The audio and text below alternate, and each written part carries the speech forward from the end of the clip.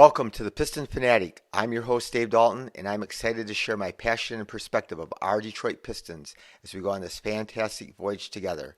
I've been a diehard Piston fan since the days of Dave Bing and Bob Lanier. I've also been a varsity basketball coach of a very successful program in northern Michigan. Currently, my daughter and I are coaching one of the best AAU teams in the country. Well, au revoir, France. Our Pistons are coming back home, and today's Saturday that I'm taping this, and we're playing a game on Monday. So the game in France did not go quite as planned. I was so excited. Killian had been playing such great basketball and goes over there and he lays an egg. He really struggled, and your heart had to break for him. He was wanting to play his very best. He had so many fans there. They gave him a great round of applause when he was introduced. Every time he put up a shot, you could hear the crowd gasp. His grandmother hasn't seen him play in a very, very long time, and who knows when she'll get to see him play again. But she was there in attendance, and so it was disappointing that he struggled so hard, and certainly the pressure of playing there was a big factor. He forced some shots. He hasn't been forcing shots. He's been taking good shots. He wasn't quite in rhythm or quite unbalanced on some of his shots. It just wasn't meant to be. So, he only had 4 points, and he had 4 fouls and 4 turnovers. So, a rough night. 2 for 13 shooting, 0 for 6 on threes. He did have 8 assists, and that's still valuable. So, yeah, it was disappointing, but he'll bounce back. I'm confident. He has just been playing steady basketball, and he is, again, a good defender. He doesn't have to score to be a good player for the Pistons. I think his shot is real. I think his pull-up jumper, his mid-range is really tough. His form on his three-pointer looks excellent, and I'm just confident he's going to be a good player. So, Bogey had 25, another big game for him. He's, again, trade rumors are swirling around him, and we'll see what happens there. Stu had a rough game. He did rebound really well. He only had 7 points, but he was 1 for 10 shooting and 0 for 4 on threes. I'm not sure why the 3-point shot has been struggling for the last couple of weeks has been bad. He did have 5 of 6 free throws. Ivy had a decent game with 16 points and 3 rebounds and 4 assists. Burks had a tough game. He has been so consistently good, but he was only 6 points, 1 for 8, 0 for 3 on threes. He did have 3 rebounds and 3 assists in his 20 minutes as usual. So if you just look at the game, this is kind of, a microcosm of what the Pistons' problems and challenges are going forward. They, have a young team. Young players are more inconsistent, like I've said many times. And it's hard to win games when you have 3 players like Killian, Stu, and Burks combined for 4 for 31. And that is, it's not going to win games when you have, 4 of your top scorers or main players that shoot that terrible. Because even if you do have some players, like we did have some good players play really well. And, Bogey had a good game, and Ivy had a decent game.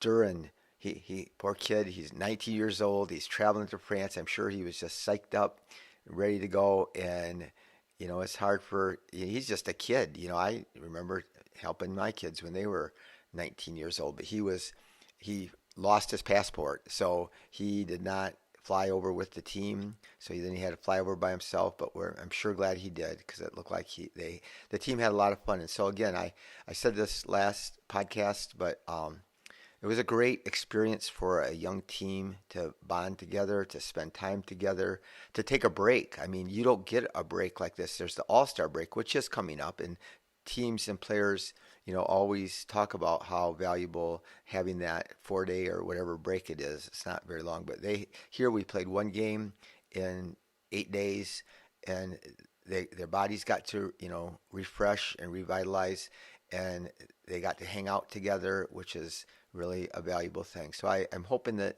again, the rest of their season, as they come back, is going to be easier schedule. They have more home games and away games. They got almost all their back-to-backs out of the way. The schedule does get easier, so I think things are going to be, looking up, even though this game was a struggle. So, but Duran lost his passport, but he made it to the game. 18 minutes only. They did not start him. They wanted to work because he's just coming back from injury. So not only is he stressed out from losing his passport, flying over to a new country, and he had just coming back from missing 4 or 5 games, and he gets on the court, plays 18 minutes, 4 for 4 from the field, 3 for 4 from the line, which is big. I've said it on past podcasts that his free throw looks really good, and I believe in it. And he had 12 rebounds. Thing that was really exciting though is he shot this reverse pivot little fadeaway jumper, and it looked so good, nice. And if he can knock down that shot, that's going to be, you know, tough shot to stop. But I believe in it. I believe he is, he is a skilled kid. He's shown a lot of signs. And then he makes this move. He catches the ball in the post. He like drop steps and drives to the middle, takes 1 or 2 dribbles, and then he spins back right away real fast to his right hand and scores. That was a great move, and so awesome. That was just awesome. And so he just is going to continue to grow, and we have a future, key component to a great team, I think, with Jalen Duren. Hami, I don't know what to say about him. He is just tearing it up. He had 21 minutes, 17 points, 7 for 8 from the field, and 3 for 4 from the line, which he does usually. His free throw shooting has been a down point. One thing I think you'll notice with Hami, he has stopped trying to shoot the three. Everybody always, oh yeah, Hami will be a valuable player if he can make the three, but he has not even attempting them, which I think is good because he, is so erratic with them. But, you look at his last 5 games. I mean, he had a game where he was 7 for 8 against Minnesota, and he was 9 for 11 against the Pelicans, and he was 6 for 9 against the 76ers, and those were all within his last 5 games. So I am not sure what will happen. When everybody gets healthy, again, the playing time is going to be challenging, and I think though he has earned this spot, I am going to be fascinated to see if some teams recognize if you're a playoff team and you want to strengthen your bench and you want a player to come in with lots of energy and spark your team, he's your man. And again, I doubt, he's still young. I think he's 25, and so you don't want to just give him away or trade him for a second rounder and stuff. But if you can package him, if he does become, if a team demands him as part of a package, I would include him. Otherwise, I would just keep him. I love listening to him talking when he gets interviewed after games. He, seems to be committed to the team. He understands his role. He sees that he needs to be ready when he's called on, and when he gets a chance, he's just going to give it his best, and he appreciates every minute he has in the NBA. So I do love his attitude. So Isaiah Livers, he's back. He's playing. Had a nice game again. He was 2 for 4, but 2 for 2 on threes, which again, that is his. He's all about making the three and playing the D. And he's a connector on defense. He communicates, everybody says, better than anybody else on defense. He rotates. He's shown more athleticism than what everybody thought, including me coming out of the draft. He blocked shots here and there, but he's been great. But it's just, this game just showed, again, it magnified the part that the Pistons are young and inconsistent. And so good teams and good players, the difference between being good and great is consistency. And so and developing that consistency takes time. And so these young players are just going to need some time. But it was cool at the game. It was cool to see Rip Hamilton there, and Ben Wallace was there, and Magic Johnson was there. They had them all out on the court. It's disappointing I didn't see Tony Parker. At least when I was watching on TV, they showed the 3 guys together, but they didn't show Tony Parker, who was, from France, and he was at the game, and he played on all those championship teams for the Spurs, and he's a really good player. So I think he should have been recognized. But it was neat to hear Wemby was there sitting courtside watching the game, and I guess he made everybody, including Vukovic, is over 7 foot tall. And he made him look short. Everybody said, people at the game said, he's so much taller. And his dad's favorite player, Big Ben Wallace. So that was neat to hear. So not that matters, because if we got to recruit him, but we don't, it's just going to all depend on the luck of the ping pong balls. So today I'm wearing my Chauncey Billups autographed jersey. I don't know if you can see it, but it's Chauncey's was a great player for Pistons, helped lead them. They won the championship in 2004, and I went to every playoff game that year, every round. But even bigger was they went to the Eastern Conference Finals 6 years in a row, and I appreciated that because I was there. My first 20 years watching the Pistons play from the late '60s to when Isaiah and those guys finally the Bad Boys won it. And then we've had 15 mediocre years really lately, and then there was a lot of time between the Bad Boys and Chauncey's teams. So there's a lot of dry spells, and but you appreciate when you get a run like that where your team is that competitive, and you get those long playoff runs every year. Sure, it's disappointing not to win the last game and win the championship. It's that same way in high school. It's really tough because I've had a lot of great teams, and we never made it to the finals, and we made some good tournament runs, and we won a lot of games, but everybody's going to lose except for 4 teams in the state. In high school, all of the rest teams are going to lose. So anyway, I have a little story to tell you about the 2004. We're playing the Nets in the Eastern Conference Finals, and those were great Nets teams with Richard Jefferson, but they had Jason Kidd and stuff, and the series was tied 2-2. We're playing at the Palace, and 11.6 seconds left, and the Pistons are down by 2. Jason Kidd's going to the line, and he's an 81% free throw shooter. He was 7 for 7 that particular game. So I shared with you about how last episode how I missed the Malice at the Palace. I was at the game, but I walked out. So 11 seconds left, down by 2. Jason Kidd going to the line, and there's a huge crowd, sell out. Everybody was there, so we thought we'd get a jump on the crowd on getting out of there. So we get up and we just get out into the concourse, and we're getting ready to leave, and we just hear an explosion. Well, what had happened is Jason Kidd missed both free throws. We get the rebound. We had no timeouts left.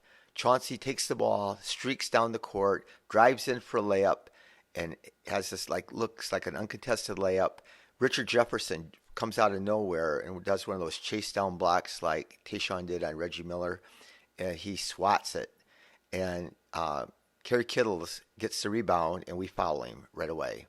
And so now there's only 2 seconds left, and with Kerry Kittles shooting at the line, no timeouts left. So he misses the first one, and he makes the second one, and there's 2 seconds left.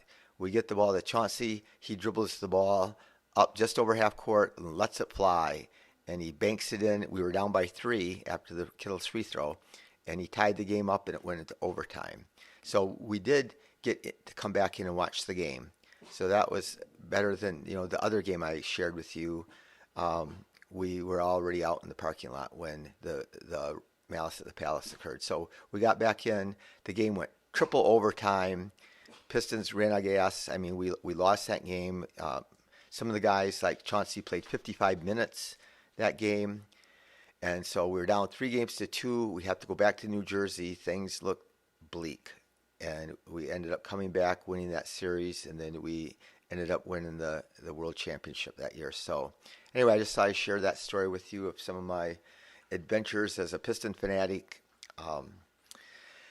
So we have the trade deadline is approaching, getting closer every day, and still, like I said, I just am amazed. No trades have been made, but I do think it's really cool.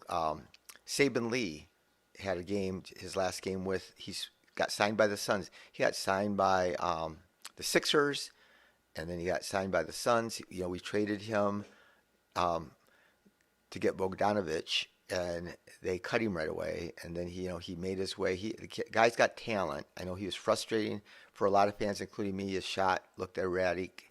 He kind of didn't look to pass that much.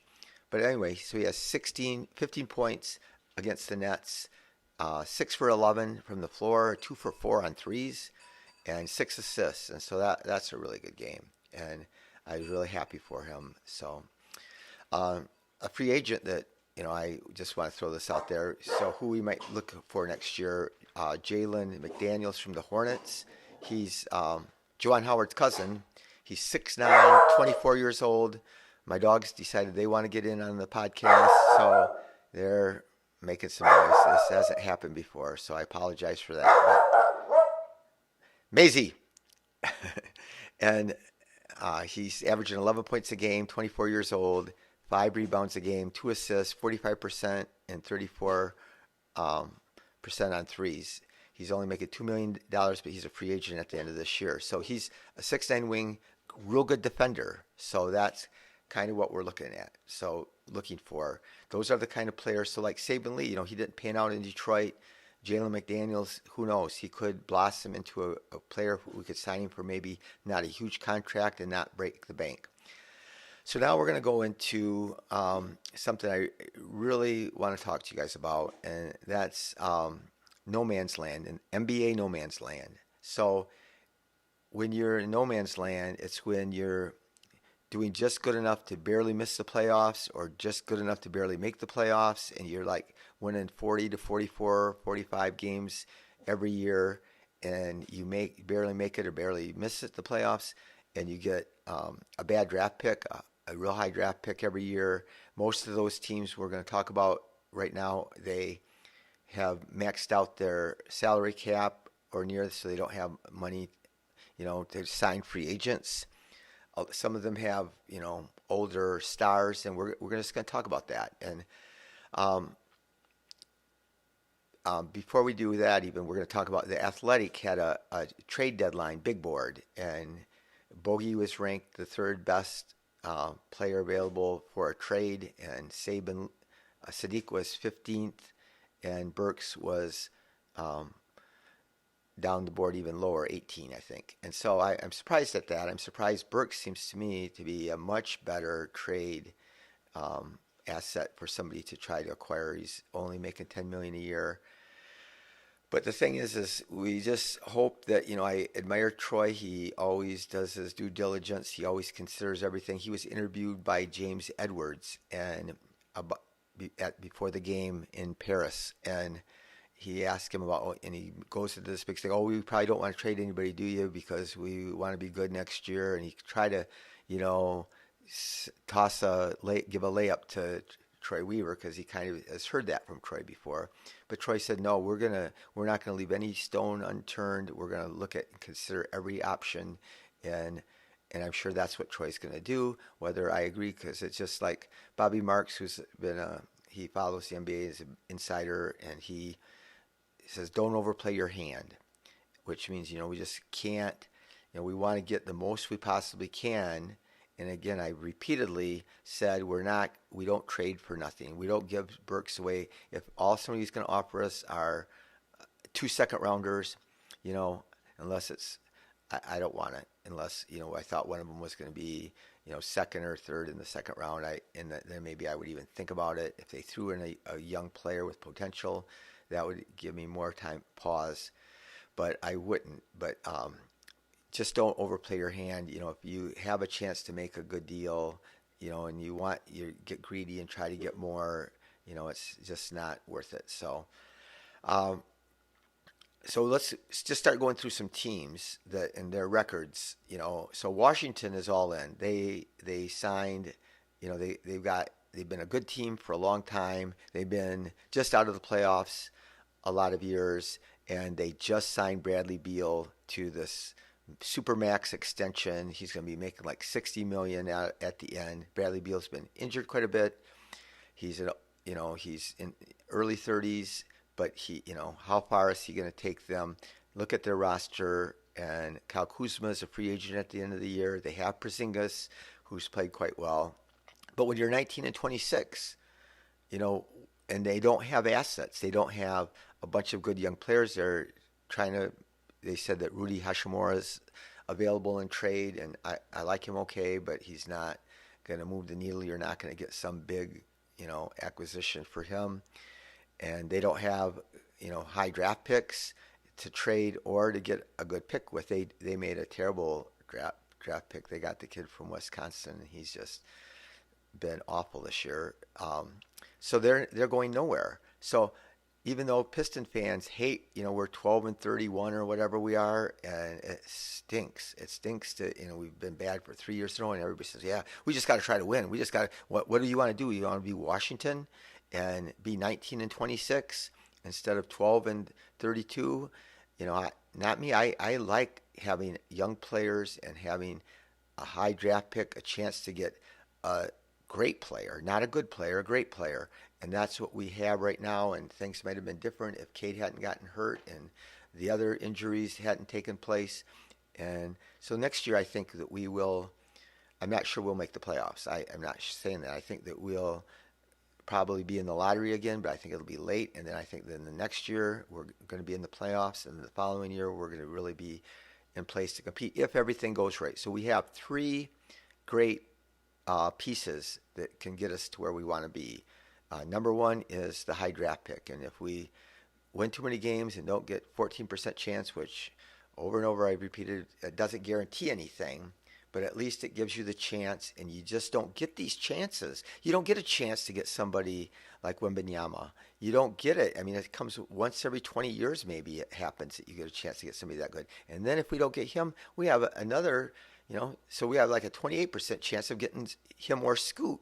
And that's not a bad percentage. And there's people, and I watched him play some in the G League, and he looks good. He shares the ball. He's a great passer. His shooting percentages are pretty good. He's good off the bounce. He's got a mid-range. He can shoot the three. He's a great ball handler. He's tough. He's strong.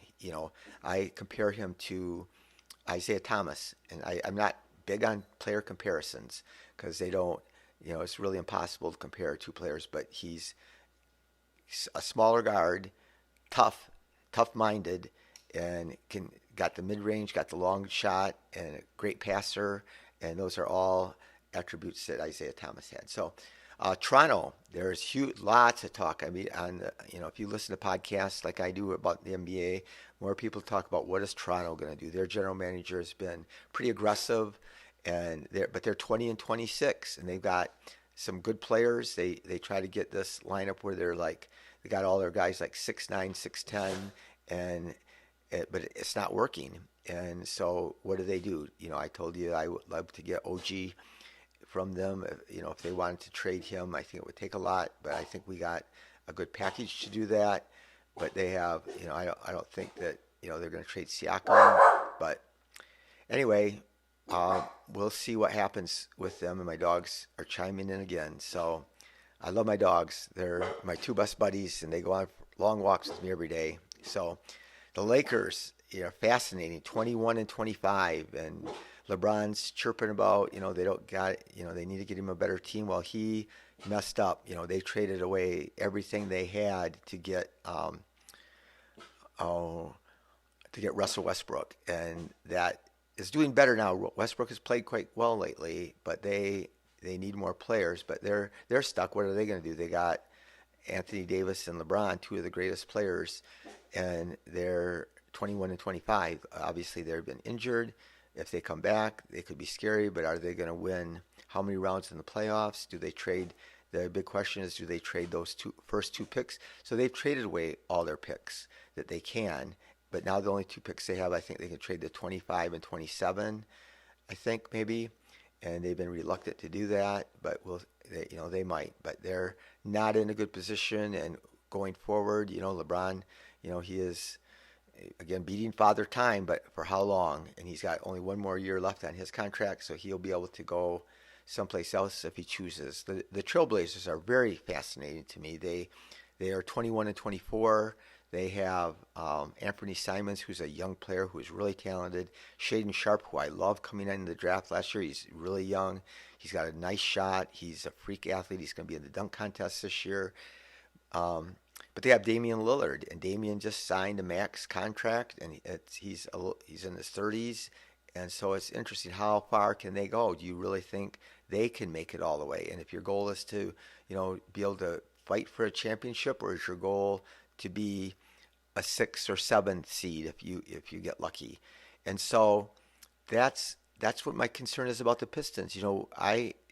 again, I love Bogey and I love Burks, but if we keep them and we don't and we we win more games and don't get more draft picks or whatever, then time we're ready to win in April, Bogey's going to be 34, and so it doesn't make sense to me that you want to have a good team. You don't want to finish where the Trailblazers now. The Trailblazers are going to have to sign.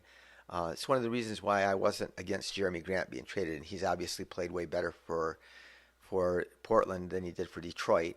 But he's going to take, if they sign a lot of money and they got all that money that they're paying Lillard, then their cap space is, really eaten up. And what assets do they have? So they could, I don't know I doubt they would trade him this year, but maybe at the end of the year they might trade and try to maximize and get something for Lillard and rebuild around Sharp and Anthony Simons. So that's another tough one, though. That do you want to be there, or do you want to hopefully and roll the dice? And we have good pieces. We have good young pieces, and they're going to get better and better. And so instead of being so fired up about getting winning 35 games, or even just trying to win 33 games this year and falling back to like sixth in the lottery this year, we're just better off trying to win, play our young guys, trade Bogey, hopefully if we can get something of value. So there's more teams. The Bulls. People are talking about, well, the Bulls, they're 21 and 24. They win all in. They traded all their assets away. They traded their draft picks. They traded players, and to Orlando they traded for Vukovic, and he's at the end of his contract. He's not done what they expected. Their team's not done. Of course, they've had injuries with Alonzo Ball. He's been out for over a year. So that's another. Do you want to be the Bulls, or would you rather be the Pistons? The Bulls just beat us. They got, DeRozan's tough and Levine's tough, but Levine's got knee injuries. DeRozan's getting really old, and he's coming near the end of his contract. So I'd rather be in the Pistons' shoes. Oklahoma City's a little bit different matter. They're 22 and 24, and people thought they might try to tank, and I don't respect their general manager the way that he tanked last year. He blatantly tried to lose. I mean, I'm going to repeat this again, but he had G Leaguers play in, and he benched all of his good players and didn't let them play. And then when the G Leaguers played too well, he didn't let them play, and he flew in some other players, and they got off the airplane and played in games just so they could tank. So I'm not sure but they have a lot of good young players. It'll be interesting what they do. I think that Shai Gilgeous-Alexander is an all-star, and he's playing so well, and Giddey's playing well, and they got Chet Holmgren, who's been injured all year, but he's going to be back next year. They got a lot of good young pieces, and they have a lot of draft picks. Their general manager traded away lots of their players to get draft picks. So they have more draft picks than what they can play. You can only have so many on the roster, and that's, again, the challenge that the Pistons will have to address. But you get as many good opportunities, as many shots at it, and as many high picks as you can, and then figure things out. So then the Suns, they won 64 games just last year, and 2 years ago they had the best record in the NBA, but now they have a bunch of players hurt, and they're struggling. They're 22 and 24, and they're trying to decide what they do. I will tell you this: there's been rumors that they might want Bogey, and so that would be a place, because they are willing now. They have new owners. A kid from Michigan State that was a walk-on for Tom Izzo, bought the team for like $4 billion, and he, I think, is willing to trade draft picks, because they have all of their first-round draft picks. Well, usually you would think their draft picks aren't going to be good, but if we get theirs, they're 22 and 24 right now, and they could turn it around if they get Bogey, and then Booker gets healthy. They could go on a big winning streak, and so the pick might not be that high, but it has a chance to be higher. So if we could get their first-round pick this year, I would like that. The Pacers are somebody that everybody thought would be tanking this year, and they are 22 and 24, so they're a little bit different, because they do have Tyrese Halliburton and Benedict Mathurin, and those are two young players that are sensational to build around. Miles Turner's not too old. They got to re-sign him, though, because he's a free agent at the end of this year.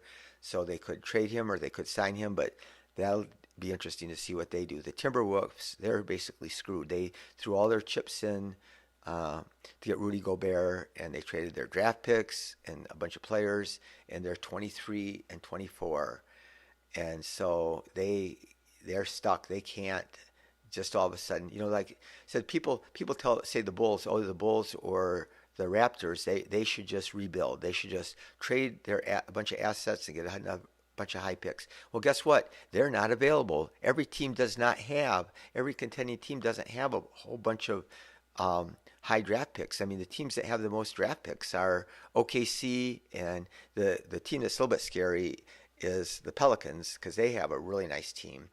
And they got their two best players are Ingram and Zion are hurt right now, but they have high draft picks that they've got from other teams, including the Lakers' first round pick this year. So, yeah, the Timberwolves, they really can't do anything. They've got to just stay all in, but they don't have many assets to trade. The Jazz is another surprise team. Everybody was convinced Danny Ainge, he traded all of his players. He traded Gobert, and he traded Bogey away, and Donovan Mitchell, and he got a haul. So they are loaded with draft picks. But now they've shocked everybody. They're 24 and 25, and so they could end up being a factor. So it doesn't. I don't know. I don't see them just trying to trade off. They got Olenek that they think they could trade off, and Kelly, and get some players for him. Another tough spot to be in if you're the Clippers. And again, I would have been so excited if I were a Clippers fan when they got Kawhi Leonard and then Paul George, and I thought, man, this team is going to be cooking for quite a few years. And they've, I think, been there 3 years, and they have gone nowhere. And those guys are never healthy. They're a little bit healthy right now, but what do? They don't have draft picks. I just think that they're in no man's land. So all these teams I'm talking about, they're not at the top and they're not at the bottom, so they're in the middle. But what happens if you get to that middle is you get stuck there. And that's what I don't want to happen to our Pistons. I don't want them to get stuck in the middle. Some of you, I know, think that because it's been so painful these last 3 years. But if you get stuck in the middle, winning 40 games, and when you have a chance to get some generational players, then you, I think, are losing on a great opportunity. So the Warriors are a different one, though. They're 23 and 23, but they're different in this crazy NBA league. They won. They played last night against Cleveland in Cleveland, and they haven't been able to win a road game all year. Their record is really good at home and the worst in the league, maybe the best at home in the league and the worst in the league away.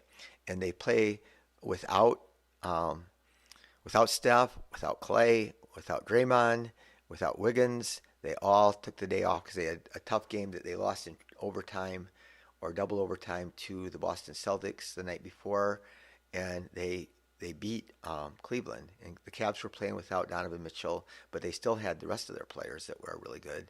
And that was a stunner. But anyway, the Warriors, they can make trades, but they still got those players that have some years left. Steph and Clay. Clay's been playing much better lately. It'll be interesting. They might get rid of Draymond. Who knows? The Hawks are 24 and 22, but they have, it just doesn't feel like they're going anywhere. And so there's big talk about them trading John Collins, which again I've said I'm not opposed to the Pistons getting him.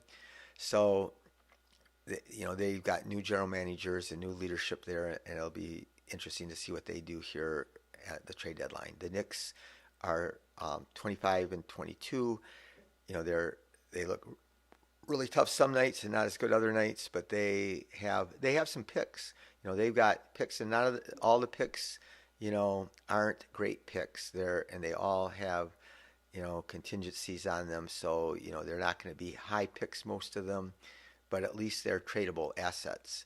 The Heat are stuck. They're 25 and 22, and they got this team, and Pat Riley always wants to be going for a championship, but they're in no man's land. They got players that are getting paid a lot, and Bam Adebayo, he's a great player. He's right in his prime, but he's going to get paid a lot of money, and but they got a lot of players who just aren't great. They're really good, And Lowry, he's been struggling this year, and he looks like he might be close to the end of his rope. Even the Mavs. I mean, the Mavs have, Luka, one of the best players maybe in history, might end going down as, but they don't have assets. They need to make moves. They want to make moves, but they don't have draft picks and they don't have players that anybody would want, including the Pistons. I mean, I mentioned some in the trade episode that I did a while back, and they do have a couple younger players, but most of the guys, nobody's going to want them. So Charlotte, it'll be interesting what happens to them. So I'm still cheering my heart out for Charlotte to win and for Houston to win. Orlando won a game the other day, so that was cool, and they lost tonight. But I'm hoping that all those teams that are near the bottom, that they win a bunch of games. So, but Charlotte, LaMelo hurt his ankle for the third time. They do say that it doesn't look like it's going to be as bad as the first two times. So we're hoping that he's healthy so that they can win games and finish with a slightly better record than Detroit. So we just want to hope that there's three ways, again, like our team can improve. It's through trades, and we have the best assets with the best contracts to trade. And so hopefully we can get something valuable that will make our team better going into the future. We got this year's draft that we got to hit a home run on, and the higher the pick, the better your odds are of getting a better player.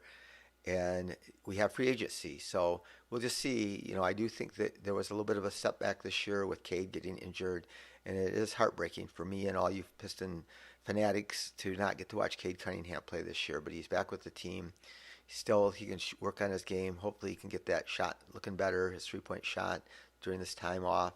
But anyway, I just want to thank you again. And you could do me a big favor if you know anybody that loves the Pistons. Let them know about my podcast. And if you're listening on Spotify, leave a 5-star review. If you're listening on YouTube, subscribe. It doesn't cost anything. And leave a thumbs up. And again, thank you to my wife Kelly and my nephew Nathan. And do something nice for somebody today and every day. And try to make their life better. It's tough. The world's a tough place, and you can always make their day a little bit easier. Thank you.